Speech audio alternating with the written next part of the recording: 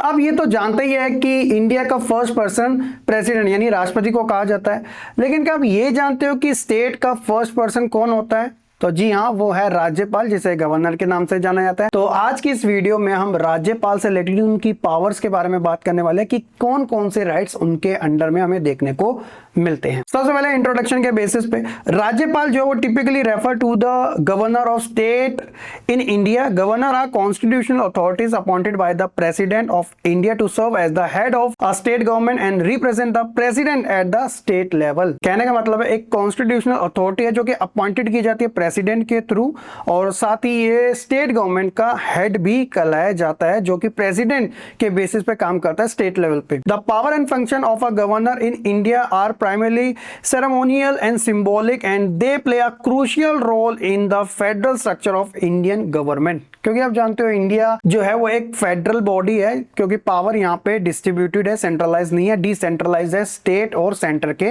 बीच में। वहीं बात कर लेते हैं इनकी पावर्स में। सबसे पहले आता है constitutional duties. The governor's role in largely defined by the constitution of India. They must ensure that the state government is functioning in accordance with the provision of the constitution. अगर government constitution के according नहीं चलेगी तो कहीं ना कहीं जो responsibility है वो गवर्नर की बनती है, वो उसे वहां से डिसॉल्व भी कर सकता है। सेकंड है appointment of the chief minister. आप जानते हो कि प्रेसिडेंट जो होता है वो प्राइम मिनिस्टर को ऑथ दिलवाता है, यानी कि अपॉइंटमेंट एक तरह की शपथ दिलवाता है।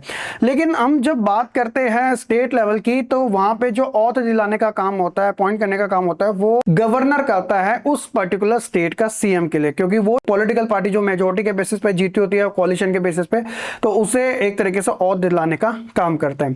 थर्ड है dissolution of the state assembly. The governor has the authority to dissolve the state legislative assembly on the advice of the chief minister or under certain specific circumstances as outlined in the constitution। CM के suggestion के basis पे, या फिर कोई ऐसा लगे कि कुछ ऐसी सर्कमस्टांसेस बन गई जिसकी वजह से जो स्टेट असेंबली उसे डिसोल्यूट किया जाए, तो ऐसे में गवर्नर ही कर सकता है। फोर्थ है एसेंट टू बिल्स, यानी कि जो भी लेजिस्लेटिव असेंबली में बिल पास होते हैं तो वो एक तरीके से गवर्नर के साइन से ही होते हैं। समटाइम ऐसा भी होता है कि कोई बिल लाने के लिए सबसे पहले परमिशन भी हमें गवर्नर से लेनी पड़ती है। फिफ्थ है रिप्रेजेंटेशन ऑफ द स्टेट। जी हाँ, वो स्टेट का रिप्रेजेंटेटिव होता है जो कि नेशनल लेवल और स्टेट लेवल के बीच में एक कड़ी का काम भी करता है, क्योंकि ये सेंट्रल गवर्नमेंट की तरफ से भेजे जाते हैं, और इसलिए स्टेट और सेंटर के बीच में अच्छे रिलेशन हो तो गवर्नर का रोल ऐसे में इंपॉर्टेंट रहता है। और लास्ट है इमरजेंसी पावर।